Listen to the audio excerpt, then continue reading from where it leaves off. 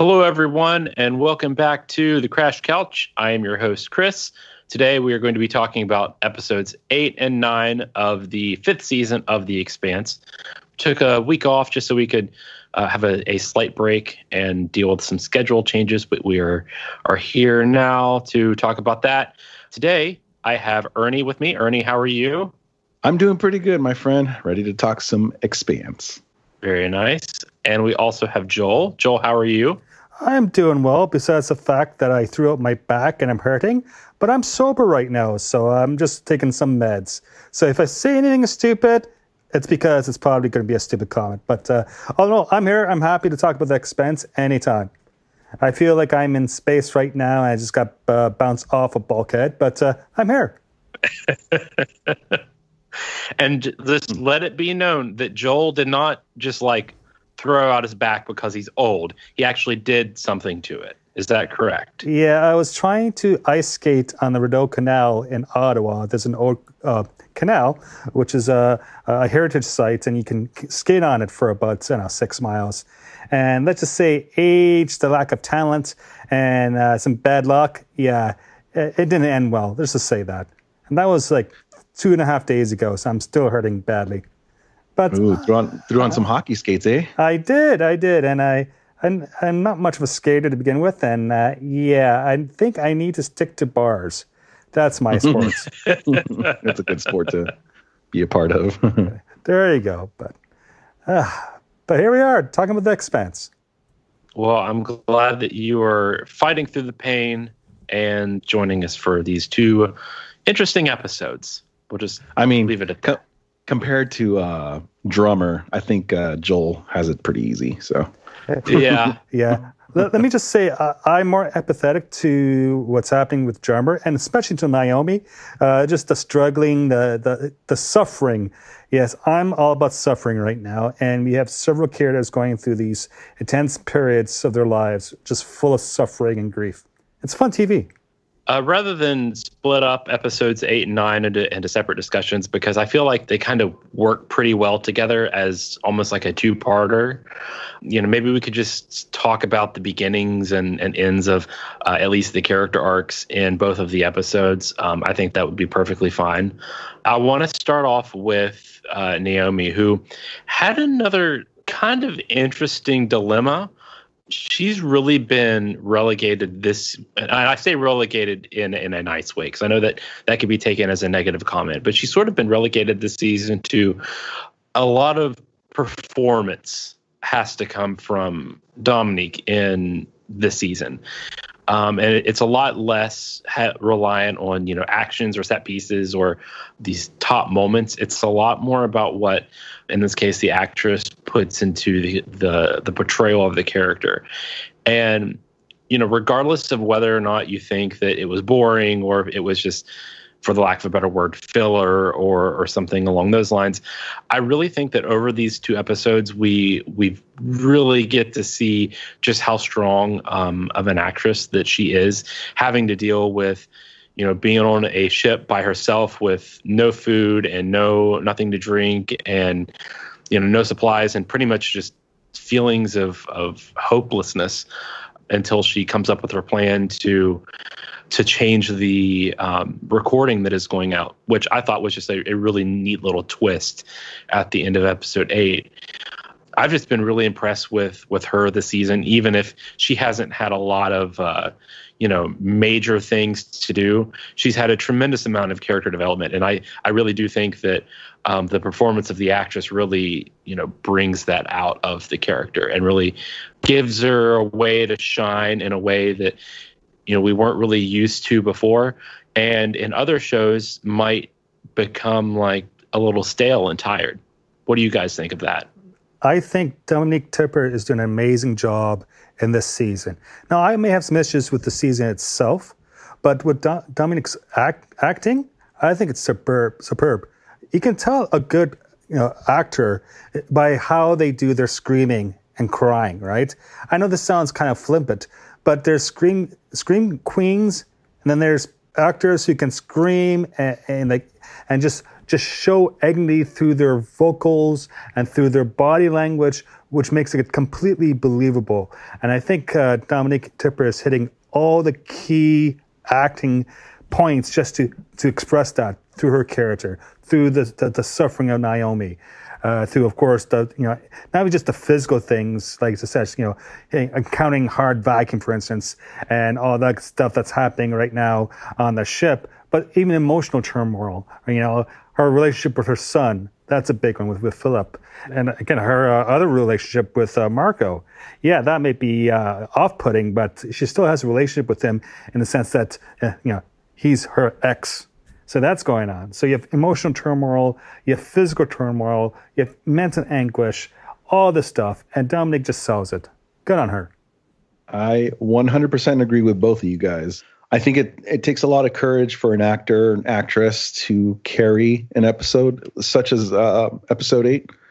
A lot of it was repetitive, and I think we maybe get a little spoiled sometimes and can complain about how repetitive her scenes were. However, I mean, the power was there. The Dominique Tipper carried the weight of the episode very well. The makeup artist who did her, face that was so swollen from being out in space in that vacuum, did an excellent job. It kind of reminds me of Tom Hanks and Castaway. There was not a lot going on, but there's so much emotion going on in the facial expressions that are being made.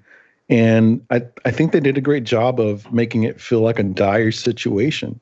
It was super clever how, the message, the whole plan was to interrupt the message and break it up a little bit. She's just trying to warn her friends, but can't get the message out. And Dominique Tipper just tip of the cap to her because she performed the episode amazingly. We've seen this season, especially, a lot of separation between all of our characters and like the main crew that we're working with. I mean, we only really get to see Alex and Bobby together, and even so, it's been very few and far between, getting those scenes on the screen. And maybe that'll change, here right before the finale. But it's just been a little weird, and maybe that's part of where some of our, because I think all three of us have a little bit of hesitation towards the season so far. It'll depend how it all finishes on, our overall thoughts on it. But I don't know if that has anything to do, like just the separation has anything to do with the fact of why we're kind of feeling that way. I don't think it's been a bad thing at all. It's actually been a little refreshing, if I'm being honest. But it's a different kind of feeling than what we're used to the show. I've said it pretty much every episode so far this season that being on Amazon gives the showrunners and the writers so much more to work with. And I think this is just something that as people who've been watching the show, or at least some of us have been watching the show since it started, when we had to have more of those less heavily acted scenes and more about, what was going on and pushing the plot forward. I don't know. I think this is just something that is a consequence of that, but it's not necessarily a bad consequence. I don't know if any of that made sense. No, maybe I'm starting to sound like Joel on all the painkillers. It makes perfect sense. I think I also find, the wordage very hard to find. I think because there's so much going on and the crew is all separated.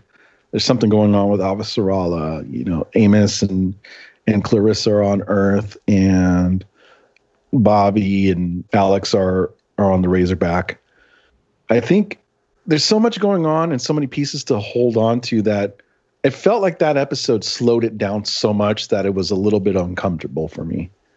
It wasn't so much that I didn't like the episode or anything. I think because I'm craving so much more, I kind of put that blame on myself a little bit more. And maybe I wanted to see more of Amos and what's going on with that storyline. That it felt weird to kind of hit the brakes hard on this one. If that makes any sense from, you guys too. Yeah, my big question is that did Amos get the bottle of tequila from Baltimore? Like, there's a lot turning on this, right? From his buddy / gangster friend. Like, what happened to the case of tequila? That is a good point. Yeah, so episode 8, very important plot point. I'm with you, Ernie. I was really hoping to see more of Amos in episode 8. Thankfully, we did get that in episode 9. And I was very happy with how that arc turned out, them getting up to that, what it was pretty much a mansion on that island, and kind of taking it for themselves, having to essentially hotwire a ship almost to get it to run and start working properly, and defend themselves from that security team that pretty much invaded them and invaded their space. I was hoping to see more of that in 8, but the way that it turned out is was fine, and that's really, I guess that kind of sums up how this whole season has been just from the start. I know I've seen a lot of people online talk about how this mainly comes from people that first got into the show after it got canceled by SciFi and got picked up by Amazon. And people are just used to this whole binge watching culture thing.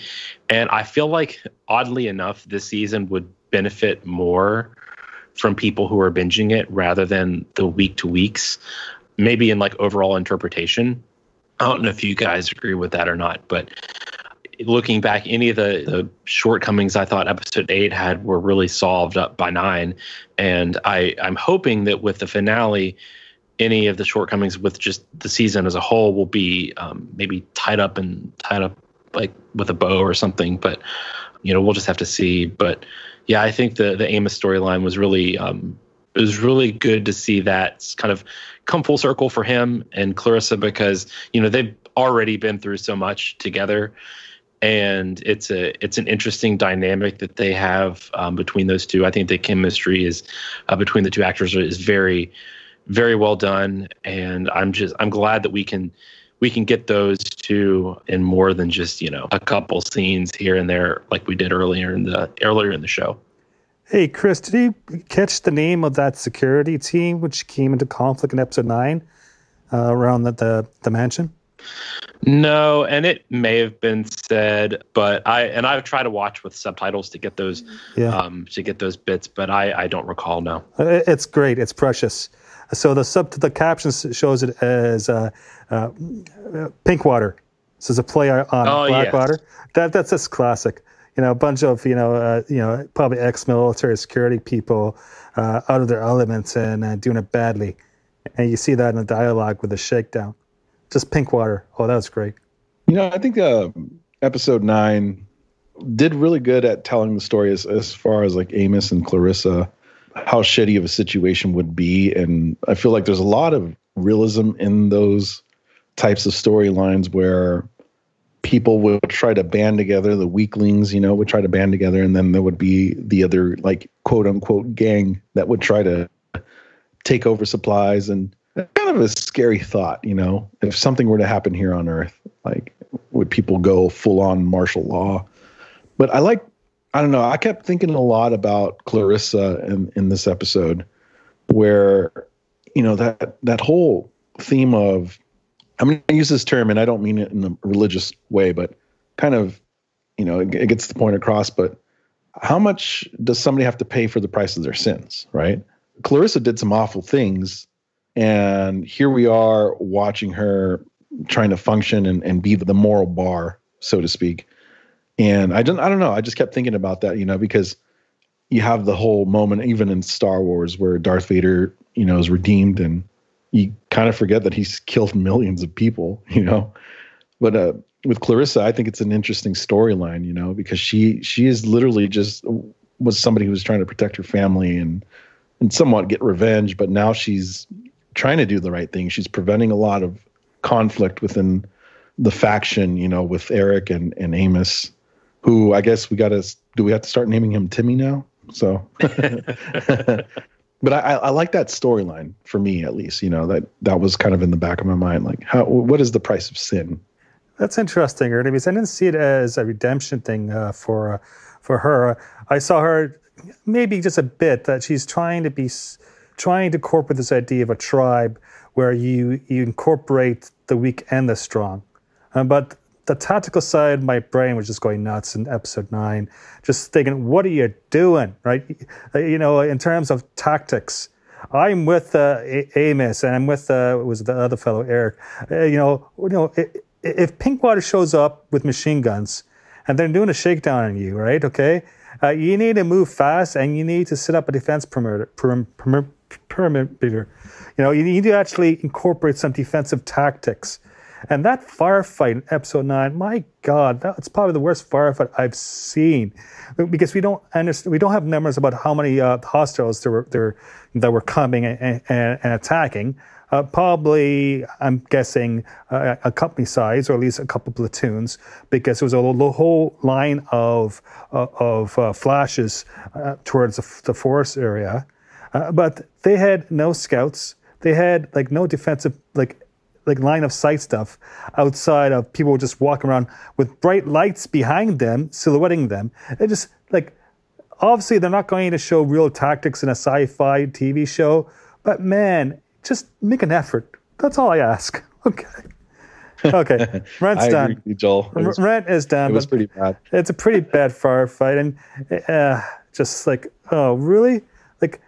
And I can't blame Peaches for Calissa for a lot of the deaths, because that could have been solved with brutal force at the very beginning of the encounter during that afternoon. But instead, a lot of people got killed needlessly, on both sides, in fact. It wasn't decisive enough. And in extraordinary times like that, where violence rules the day, you must be decisive if you are trying to survive, if you are going to survive. If not, you just have to rely on dumb luck. And you can't rely on luck to help you out every time. Yeah, I was honestly expecting some big, huge spoiler kind of moment during that firefight, just because I just had a bad feeling about it. But at least our main characters got out alive, it seems. But yeah, I'm with you there, Joel. It's interesting that you bring that up, because I remember watching that and just thinking in the back of my mind that that it's they didn't really guard it too well, and I get that they are a small force, and they have I guess it's just almost like a ragtag group. It's not like a group of soldiers that have been working together and no tactics and whatnot. It's really just a group of rebels pretty much, and to go up against a security force that seemed pretty large, larger than I was really expecting. I mean, I do see your point, and I do agree. But just to play devil's advocate a little bit, maybe they didn't, have the experience, or didn't really know what they were getting into, especially when they told the guys that originally came there, just walk away, and you're not going to get hurt. Yeah. But yeah, I do like how Clarissa is trying to be the middleman and trying to be the voice of reason in all of it. It's interesting for her character, because I guess you have to look at it from the perspective of somebody that has spent a very long time in prison, most likely did not get treated the greatest during her time there, and only got out because of some kind of crazy world catastrophe that Earth is currently experiencing.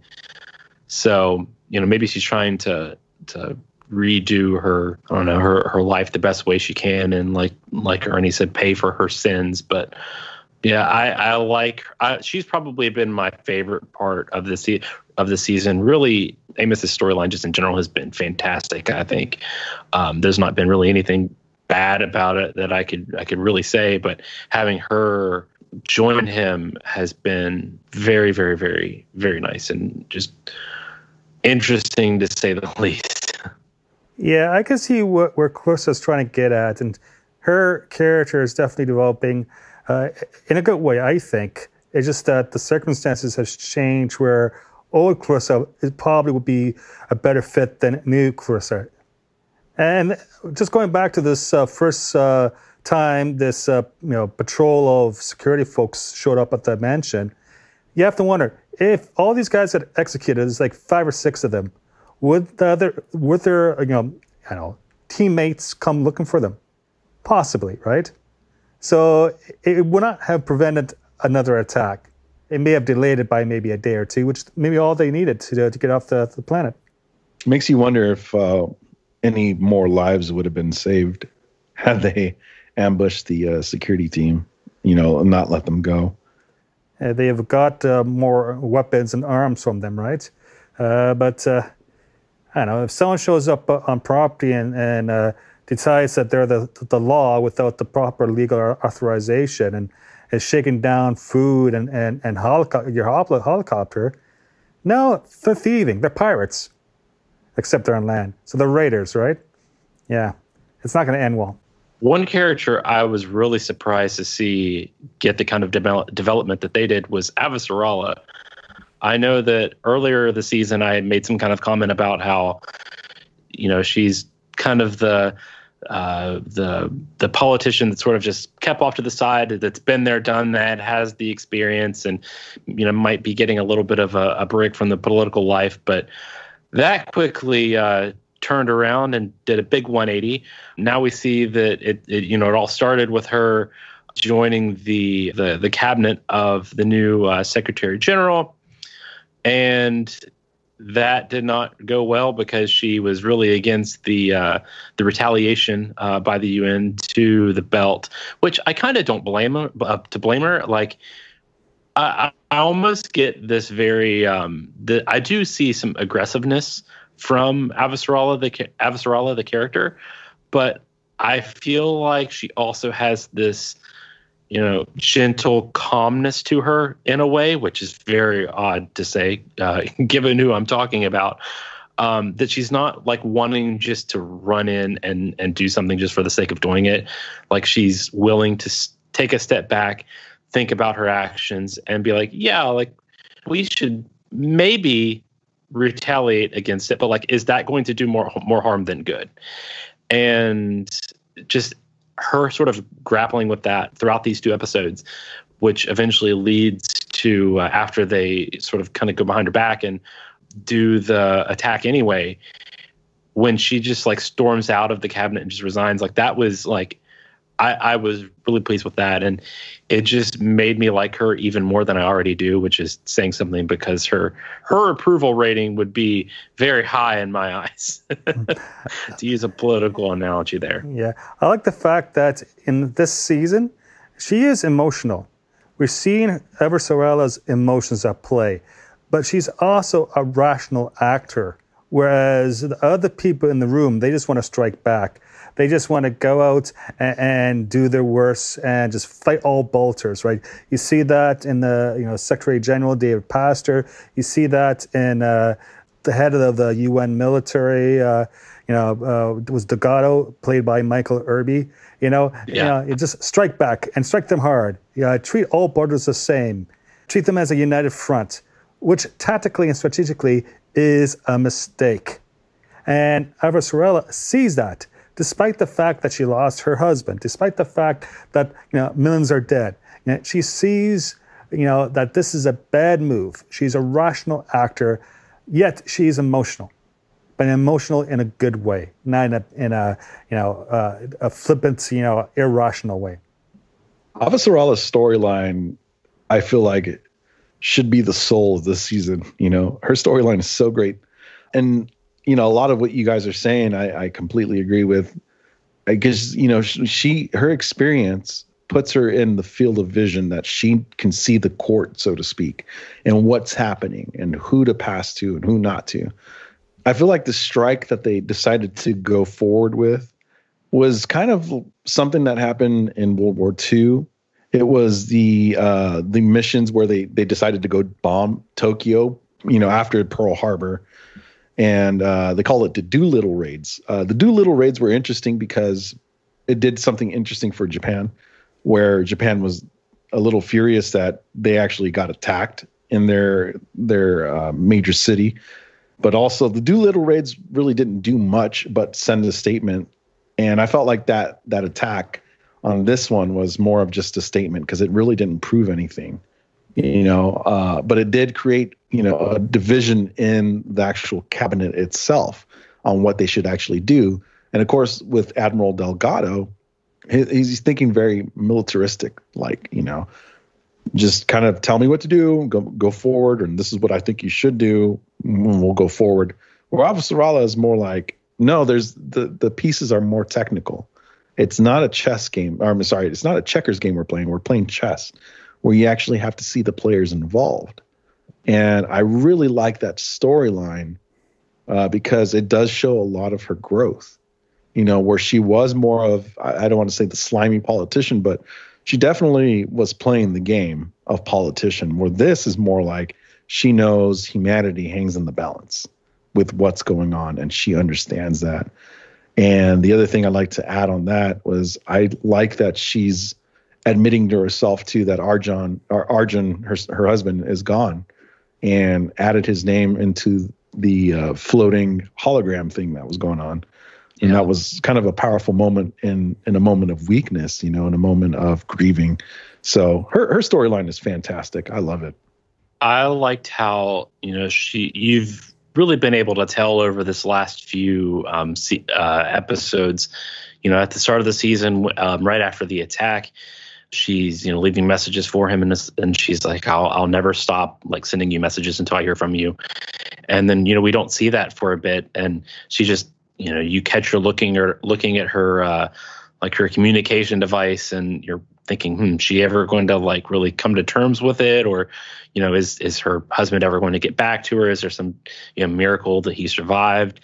And, she sort of just in that cabinet meeting, she just bursts out and she's like, my husband is dead. And, I don't want somebody else on those stations to be feeling the same way that I do. And given that, it's people that's not of her faction, for her to say that is very, very diplomatic. And it kind of goes to show how much she's grown over even just this period of time, because I don't know if the Avasarala that we started the show with would agree with the decisions of the one we're seeing now.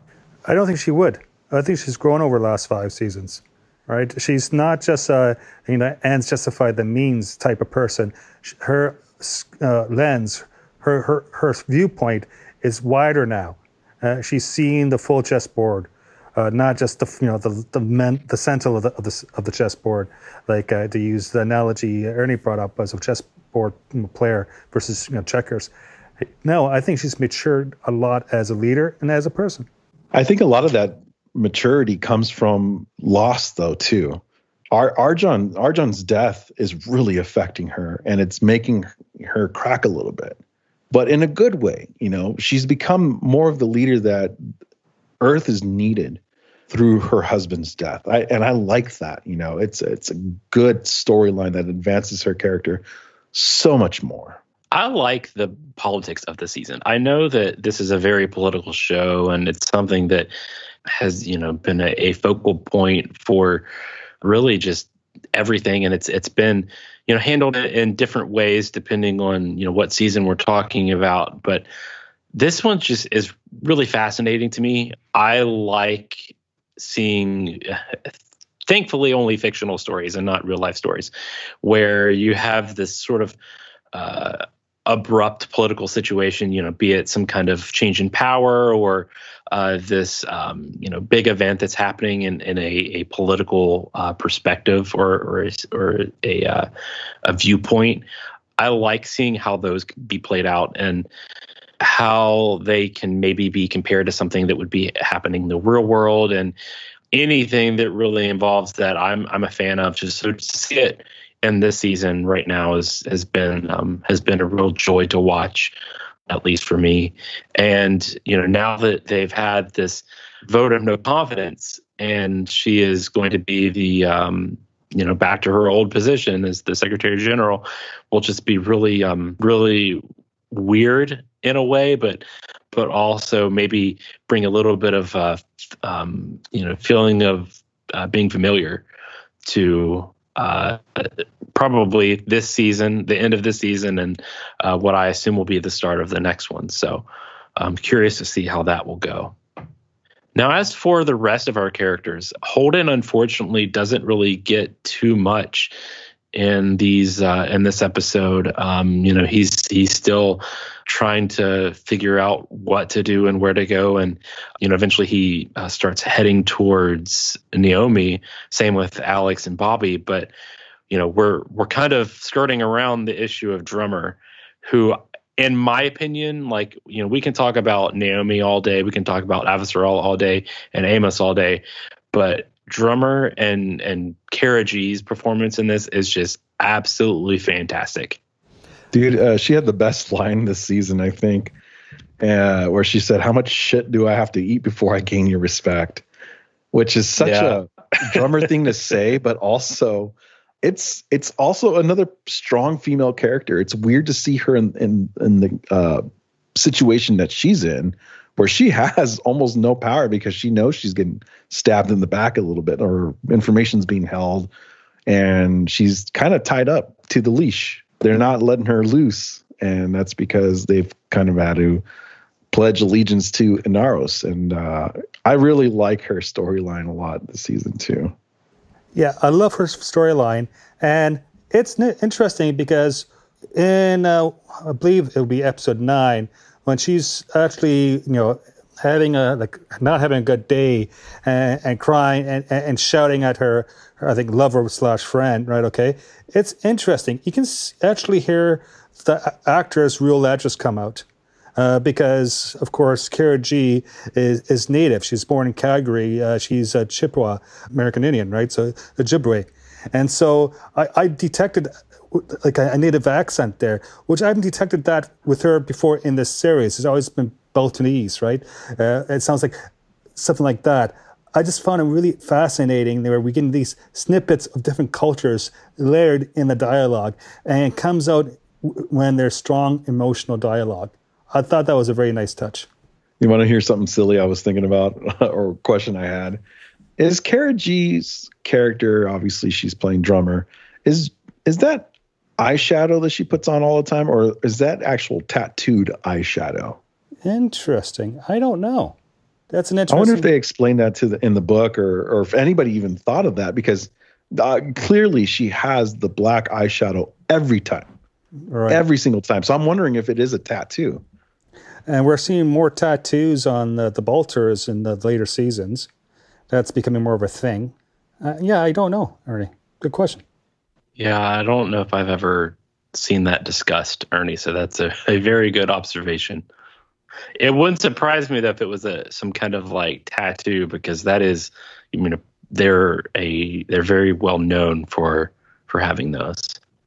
I absolutely hate the character and I don't know her name. I don't even really want to know her name. The actress is very, very good at what she does, but I hate the character that is the one that Marco put on the ship. It's almost, and it wouldn't surprise me if this was the intention and I'm just like oblivious to it, but it's almost like he put her on the ship really just to like mess with Drummer and to, be the de facto leader, even though it's technically Drummer's ship. I don't know what the girl's name is, but I hate that character. She comes off so, and I guess, again, that's the intention, but she comes off so arrogant and so rude. And I'm just, it really grinds my gears. But she's a fanatic, right? She's a zealot. That's her role, right? She's bought way into the cult of Marco Inaros, and she'll do anything for it, right? And then she plays that scene so well, and that role so well. Yeah, she's a stooge. Carol. That's Karal. Carol? Yep. Yep, that's her. Yeah. I don't know the name of the actor who plays her, but she does an amazing job. Amazing. Like you can just sense, the character is not a very nice person. The actor? Oh, probably she is. Okay, so yeah. Wait. What did they say? Hate the character, not the actress. Yeah. This is a perfect prime example because I agree with you. I hate her, but I think that's because she's doing her job so well. She's just such a thorn in the side that every time she comes on screen, I'm like, oh God, here she goes again. Okay. Okay. I found her name. And of course, it's a Nigerian name, so I'm going to butcher it. I apologize. She's from Toronto, Ontario, Canada. Her name is Olenki Edelia. That's the actor's name. So hopefully I got that somewhat close. I mean, no disrespect, anything but. I have total respect for this actor. Yeah, she's really made it difficult on Drummer, especially when they originally hear the message that's coming from the Omi ship, the non-modified one.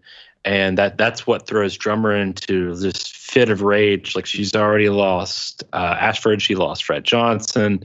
Like, she just goes and she really does what you would probably do in that situation, Joel. She goes and just has a drink and maybe cries. I don't know if you would cry. Hey, I'm Irish. I don't cry, at least not in front of people. Okay. Okay. But yeah, she does that and just has this incredibly well done breakdown, and it's just is brutal to see, especially when you think about all of the all the shit that Drummer has been through, just not only this whole season, but really just the whole show so far. And just having that thorn in her side, be on her ship and trying to lead from the shadows is, I don't know, it's killing her almost. And then to find out that she is, I guess, not been getting so much of the truth this whole time, and that Naomi is actually, supposedly alive, because, she doesn't know for sure, but obviously there's somebody on that ship, and it's got to be Naomi, because, they modified the message. But she's probably the one I'm most intrigued about in regards to the finale, just to see what happens. Just because it has been just a joy to watch her. She's been, I remember when she was first introduced in all the way back, and I think that was season 2, and I just immediately fell in love with the character. And I know that she doesn't have the greatest arc in the books, but it's nice to see it play out here on the screen.